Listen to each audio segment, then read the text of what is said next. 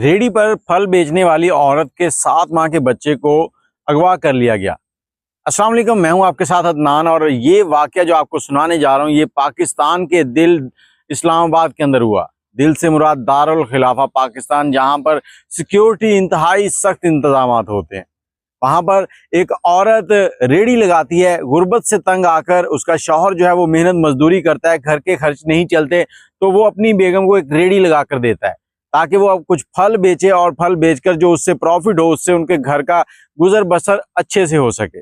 یہ عورت جمعے والے دن اپنی ایک بھتیجی جو 10 سال کی ہے، اس کے بعد 8 سال کا اس کا ایک بیٹا، 7 سال کی ایک بیٹی اور ایک 7 مہینے کا اس کا چھوٹا بیٹا ہے، ان کے ساتھ ریڑھی کے اوپر پھل بیچ رہی ہے۔ جیسے ہی شام کا ٹائم ہوتا ہے 6 سے 7 کے درمیان یہ دیکھتی ہے کہ مچھر کچھ زیادہ ہو رہے ہیں۔ مچھروں سے بچانے کے لیے اپنے بچے کو یہ ان بچوں کو بھیجتی ہے، اپنی بھتیجی، بیٹے اور بیٹی کو بھیجتی ہے کہ تم لوگ جاؤ، وہ سامنے مسجد ہے وہاں سے ایک مچھردانی لے آؤ تاکہ اس چھوٹے بچے کو مچھردانی کے اندر رکھیں، یہ بیمار نہ ہو جائے۔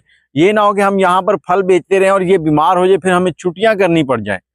تو بچے جیسے ہی وہاں سے نکلتے ہیں، وہ چاروں بچے، 3 بچے، ایک بچے نے چھوٹے بچے کو اٹھا لیا، چاروں نکل پڑتے ہیں مسجد کی طرف کہ یہ پاس ہی ہے، وہاں سے جا کر مچھردانی لے آتے ہیں۔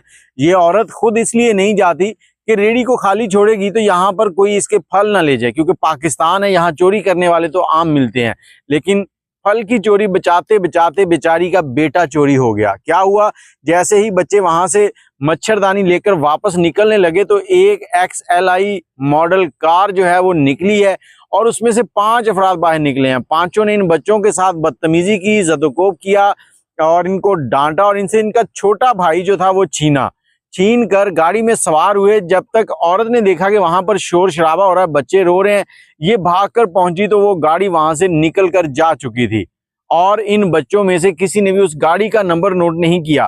یہ پھر عورت وہاں پر چیختی چلاتی رہی، جو کہ اپنی مدد کے لیے پکارتی رہی، لیکن کوئی اس کی مدد کو نہ آیا۔ جمعے کی شام کو تھانہ کوثار کے اندر یہ مقدمہ درج ہو گیا تھا، اور اب دیکھتے ہیں اس کے اوپر کیا پیش رفت ہوتی ہے۔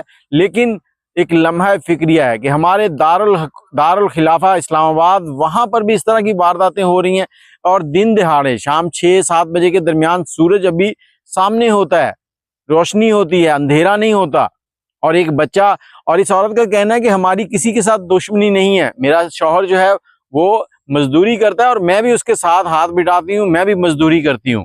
باقی اللہ پاک اس عورت کے صبر کو پھل لگائے، اس کا بچہ جو ہے وہ اس کو واپس مل جائے۔